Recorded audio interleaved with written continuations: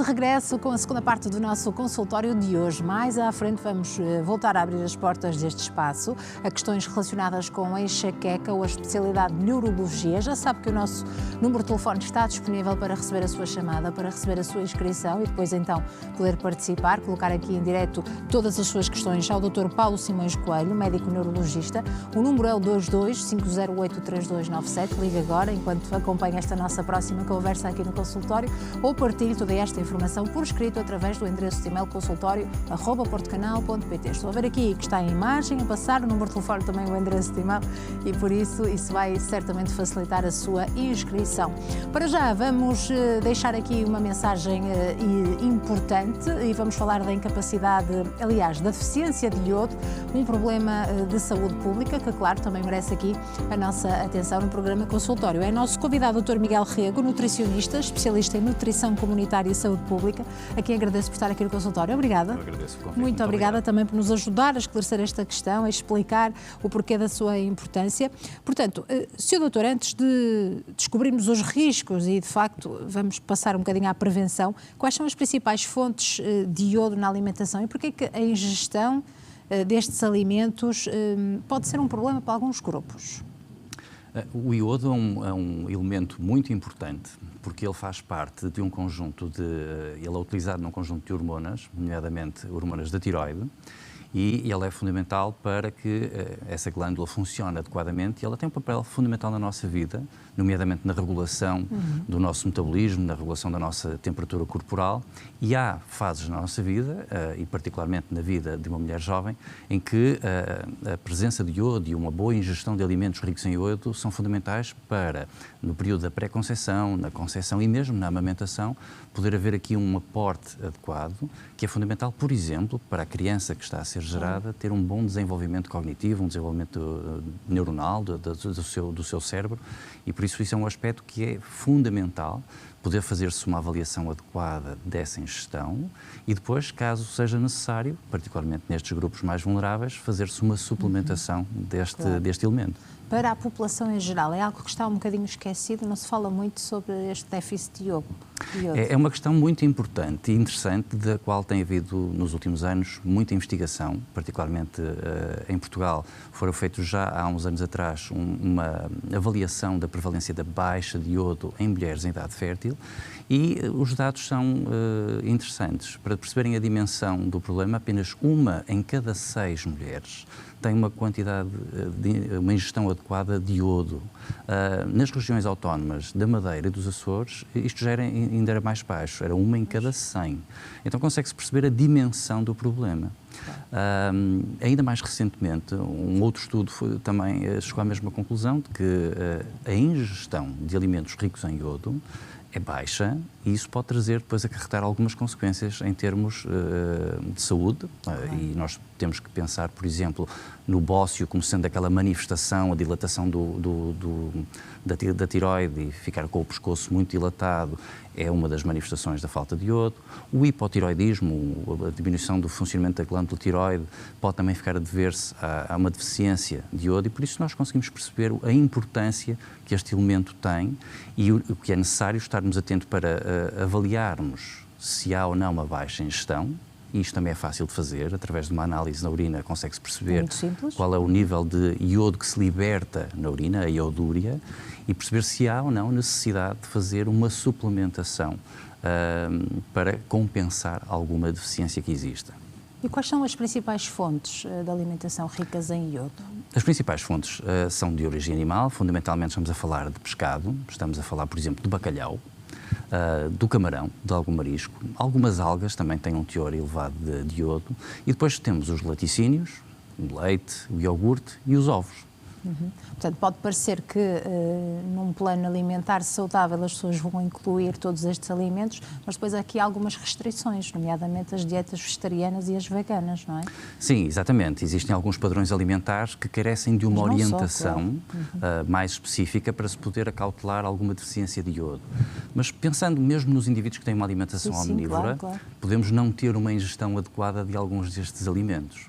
e por variedíssimas razões. Daí julgo também ser importante colocar-se a questão se deveríamos ou não em Portugal utilizar o sal iodado. Sim. O sal iodado é uma fonte muito fácil de iodo, mas em Portugal não é obrigatória essa utilização. Poderia ser, nomeadamente, por exemplo, em algumas instituições, na confecção de refeições, por exemplo, no setor da restauração escolar, onde as refeições poderiam utilizar sal iodado, e isso já conseguiria trazer um aporte mais homogéneo, mais adequado às dietas destas faixas etárias. E depois, obviamente, nos regimes vegetarianos, tem que haver um acompanhamento por um profissional que possa adequadamente planear as refeições, encontrar fontes alternativas em termos alimentares que permitam que, no caso, por exemplo, das mulheres em idade fértil ou nas grávidas, poder haver um aporte adequado deste elemento. Neste caso, muitas vezes recorre-se à suplementação. Exatamente. O que é mais comum, habitual, é fazer-se uma suplementação com iodeto de potássio e dessa forma tentar-se compensar os níveis de iodo que, no caso dos regimes que não têm acesso a fontes alimentares de origem animal, poder haver uma compensação desse elemento. Falou aqui no sal, portanto há logo aqui um sinal de alerta também, temos que reduzir o consumo de sal. Este sal é um bocadinho diferente? É um sal diferente, exatamente. Ou seja, a utilização do sal iodado permite ter uma fonte extra de iodo, contudo, a nossa alimentação, como certamente os nossos espectadores devem estar perfeitamente cientes, ouvir as mensagens diariamente que devemos reduzir a utilização de sal. Mas repare, vou dar um exemplo muito concreto para lá em casa perceberem melhor. Se eu quiser alcançar as minhas necessidades de iodo diárias, eu preciso apenas de 2 gramas de sal iodado e uma porção, por exemplo, de bacalhau. Ou seja, eu não estou a fazer uma ingestão elevadíssima de sal, estamos a falar de pequeninas porções, até porque, segundo as recomendações da própria Organização Mundial de Saúde, nós precisamos de uma quantidade de sal diária até 5 gramas. Correto. E era tão bom que os portugueses conseguissem ingerir só até 5 gramas. Nós temos, infelizmente, um consumo bem mais elevado e por trás desse consumo depois temos outro tipo de patologias, como por exemplo as doenças cardiovasculares, a hipertensão arterial, não é?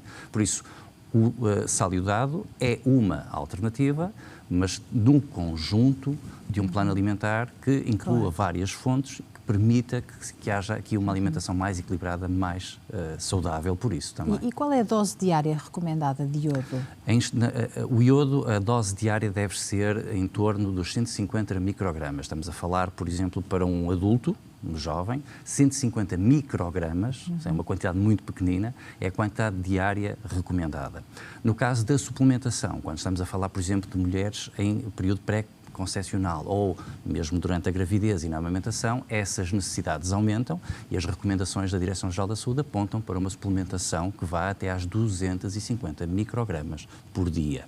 Muito bem. E se o problema for excesso de iodo, também pode acontecer, Sr. Doutor? Pode acontecer, exatamente. Às vezes pode acontecer, particularmente quando se utilizam algumas fontes de iodo, como por exemplo, estou a pensar nas algas, que são boas fontes de iodo e que estão presentes, por exemplo, em algumas preparações, como por exemplo o sushi. E há pessoas que são são adeptas, amantes do sushi, não é? Mas existem algumas algas que podem ter um teor muito alto e ele tornar-se tóxico. O limite diário está colocado nas 600 microgramas, para o caso das grávidas, e nos 1100 microgramas para um adulto jovem. Por isso, o importante aqui, mais uma vez, é conseguirmos ter o apoio de um profissional que nos ajude a delinear bem as fontes alimentares, a desenvolver um plano que nos permita ter um consumo eficaz, mas também um consumo seguro de iodo. Este já é um problema de saúde pública? É um problema de saúde pública há muitos anos, pela sua dimensão. Há pouco falávamos da prevalência da baixa de iodo na nossa população e é um problema que me parece às vezes muito subdiagnosticado. É um problema que parece ficar um bocadinho na sombra. Mas, tendo em conta as repercussões que ele pode ter em termos da saúde individual de cada um e mesmo nas gerações seguintes, porque isto é um problema que afeta nomeadamente na gestação, o desenvolvimento neurocognitivo das crianças e o seu potencial de aprendizagem futura é uma área que deveria merecer, da parte das autoridades, uma visão mais ponderada. Nomeadamente, já existiram alertas por parte das equipas de investigação que fizeram este doseamento de iodo na população portuguesa e a pedirem que houvesse uma obrigatoriedade da utilização de sal iodado em algumas destes setores da área da restauração, que permitiriam que os níveis a nível nacional de iodo pudessem estar mais dentro daquilo que são as recomendações da própria Organização Mundial de Saúde. E a perguntar-lhe que políticas públicas podiam ser reforçadas, portanto, neste ponto de alerta, o que é que poderia ser melhorado?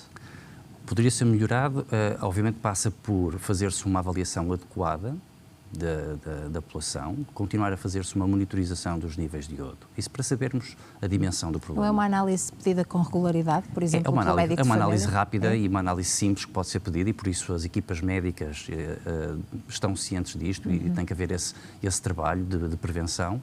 Do ponto de vista da saúde pública, a utilização do sal iodado seria algo muito simples, mas muito eficaz. E por isso, nos setores que servem refeições, que podem preparar alimentos, se o fizerem com sal iodado, permitiria ter aqui um impacto bastante significativo pelo número de indivíduos que seriam alcançados por esta medida, de uma forma muito simples, mas muito eficaz. Muito bem. Cada um de nós também pode merecer essa mudança. Muito obrigada por ter estado aqui no nosso consultório e até uma próxima oportunidade de continuação de um excelente trabalho. Muito obrigada. Muito obrigada.